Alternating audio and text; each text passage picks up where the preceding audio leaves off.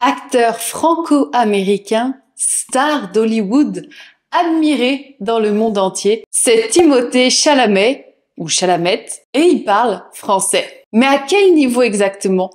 Est-ce qu'il est parfaitement bilingue? Est-ce qu'il fait des fautes? Et quelle est sa prononciation? Plutôt française ou américaine?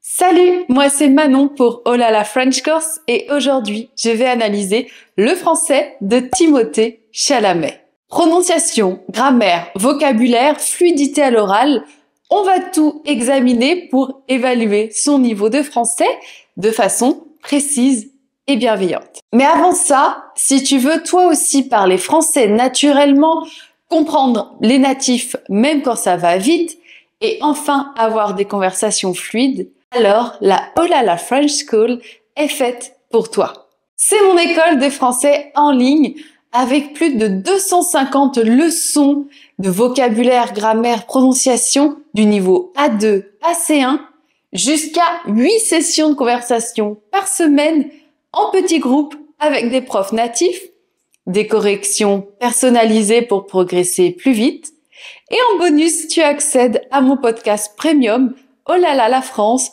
sur la culture française avec exercices et transcriptions. Tu rejoins aussi une communauté motivée et bienveillante pour pratiquer ton français et le meilleur, tu peux tester gratuitement pendant 7 jours sans engagement.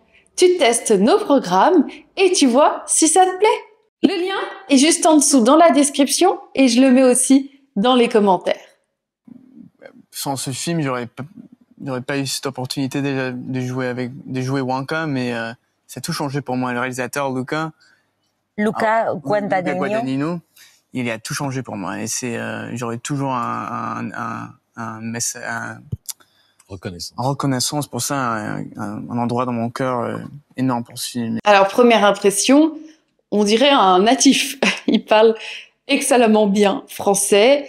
Alors, on le sait, il a des origines françaises et il a passé, je sais pas si c'est une partie de son enfance ou je crois qu'il allait en vacances en France très souvent et que dans sa famille française et que il parlait français, il a appris le français enfant. Et quand on apprend le français enfant, on n'a quasiment pas d'accent. Alors, j'aime pas dire accent parce que tout le monde a un accent.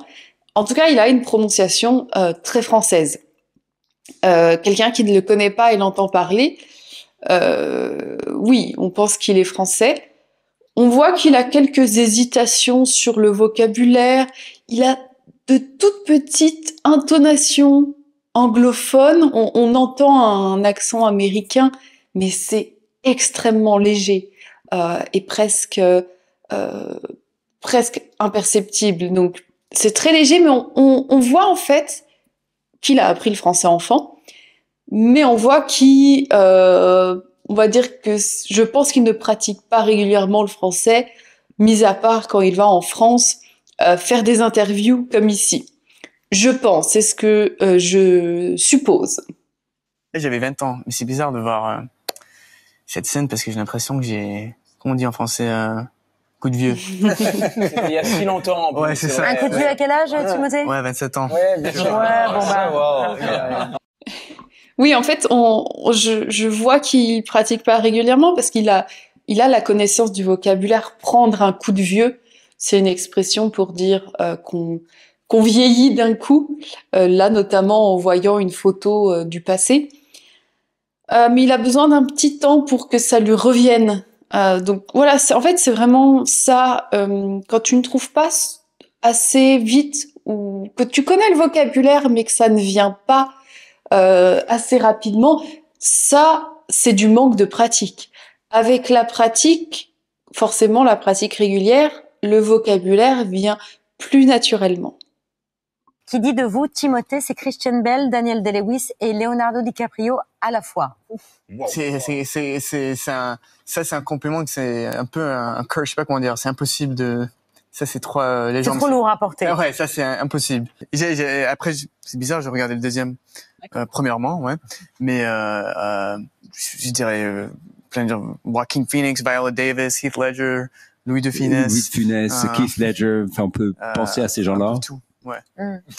Vous avez un visage d'ange, une baby face, c'est comme ça que... Oui, encore une fois, il n'y a pas d'erreur de grammaire, de prononciation. Ce que je remarque juste, c'est un manque de pratique. Je vois un très bon niveau de français avec un manque de pratique. Et c'est peut-être notre seul point commun, la masculinité sensible, qui vous vaut beaucoup d'admirateurs, mais aussi, je crois, beaucoup d'ennemis. C'est sûr, mais ouais, c'est la question. Désolé. Oui. En fait, je sais pas parce que je garde ma tête dans un trou et j'entends que les trucs gentils et j'essaie de pas d'entendre les trucs négatifs. Mais par exemple, quand vous portez cette tenue à la Mostra, vous vous dites... Oui, c'est assez fou. Il parle super bien. J'ai pas de remarques d'erreur à soulever. Je crois que j'ai peut-être entendu quelques petits problèmes avec le genre des articles. Je crois qu'il a dit un chanson au lieu d'une chanson. Je suis même pas sûre. Je sais pas si c'est juste sa prononciation ou pas, mais ouais, même sa prononciation. En fait, on sent juste, encore une fois, un manque de pratique. Il parle un peu, il articule pas assez. Ça, c'est parce que l'anglais, quand on parle anglais, la langue anglaise demande moins d'articulation. Le français demande plus d'articulation. Donc, quand tu passes de l'anglais au français, la bouche a besoin un peu plus de travailler. Et souvent, moi, j'ai beaucoup d'étudiants anglophones qui me disent, quand ils parlent français, qu'ils ont mal aux muscles de la bouche parce qu'ils travaillent plus quand on parle français. Là, on sent encore une fois un manque de pratique et on sent que il n'utilise pas assez les muscles de sa bouche pour parler français. Il devrait un peu plus articuler, parce qu'on a l'impression, on a une expression en français, c'est parler dans sa barbe. C'est quand on parle un peu comme ça, qu'on n'entend pas beaucoup. Alors que si on articule, on entend beaucoup mieux. Là, je suis jeune et un film de Willy Wonka, je me dis que c'est acceptable dans le 2023, ouais. Parce que c'est un peu en lien avec le personnage. Comme le truc au Mostra, c'était un film de cannibale, alors assez bizarre aussi, on pourrait dire. Mais je sais pas, dans 10 ans, je sais pas. Ce que j'aime bien, c'est qu'il a beaucoup de tics de langage comme en fait, genre, très natif, que les natifs utilisent beaucoup, qu'il utilise très naturellement sans réfléchir. Oui, il parle vraiment comme un natif, quoi. Il a un excellent niveau, hein. Donc, ouais. En fait, c'est assez impressionnant ses compétences en langue, en fait. Vous avez une double culture franco-américaine.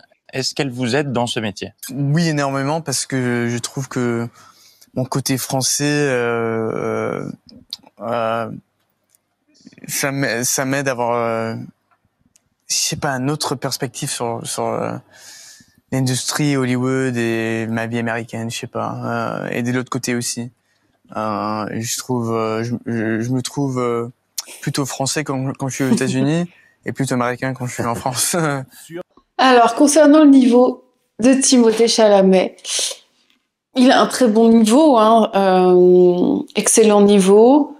Pour, je pense, un Français, voilà, comme moi, on entend un accent, on entend un petit accent américain qui est très léger, quelques hésitations qui font qu'on se dit, il est pas 100% français, mais il parle super bien français. Et c'est ce qu'il dit, hein, il le dit que aux États-Unis, il se sent pas totalement américain, il se sent plus français, mais quand il est en France, il se sent plus américain. Ce qui doit être parfois difficile à gérer, je pense. On voit, moi, je trouve qu'il y a parfois, en fait, c'est le manque de pratique, c'est ça que je perçois du français de Timothée Chalamet. On voit qu'il pense en anglais quand il réfléchit. Et du coup, il y a quelques petites traductions très légères. En fait, il y a ce mélange où les mots, il a ce côté très naturel quand il parle français, mais à cause du manque de pratique, il n'arrive pas à 100% switcher à être 100% en français. Je pense s'il passe quelques semaines en France, ça revient naturellement. Il pensera en français et son français sera plus naturel et fluide. Là, c'est parce qu'il vit aux États-Unis et que je pense qu'il a pas beaucoup d'opportunités.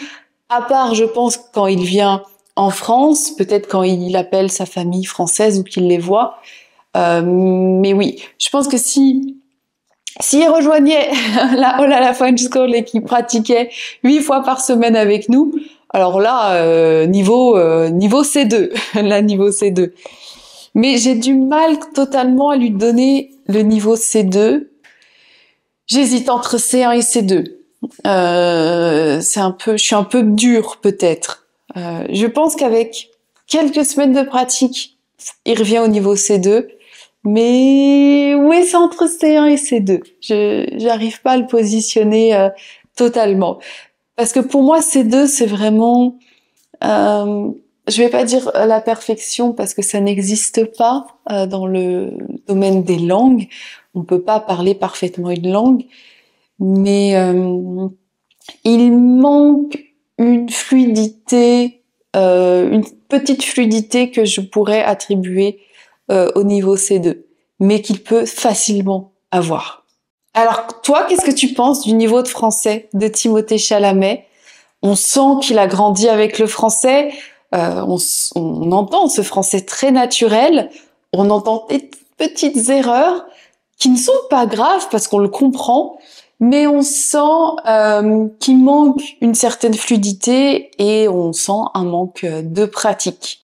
Malgré ça, il a un excellent niveau. Et tu vois que tu n'as pas besoin d'être parfait pour parler français. Même avec son excellent niveau de français, il n'est pas parfait. Ce dont tu as besoin, tu le vois ici, c'est de pratiquer régulièrement. Et si tu veux pratiquer régulièrement, je t'invite à rejoindre la Olala French Call. Le lien est juste en dessous et dans les commentaires. Il y a 8 sessions de pratique de conversation en français par semaine. Donc avec ça, tu auras une fluidité en français. Merci d'avoir regardé la vidéo. N'hésite pas à me dire en commentaire ce que tu as pensé du niveau de Timothée. Et abonne-toi, aime la vidéo, abonne-toi pour de prochaines vidéos. Et je te dis à très bientôt pour de nouvelles aventures en français, bien sûr.